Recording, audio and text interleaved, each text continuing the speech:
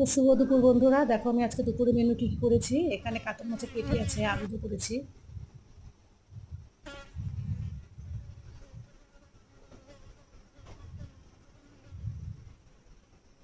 আর এখানে দেখো 3 কাটা মাছ আছে। এটা আলু বেগুন দিয়ে একটা গা মাখা তরকারি করেছি। এটা কিন্তু আমাদের বাড়ির সবাই খুব ভালোবাসে।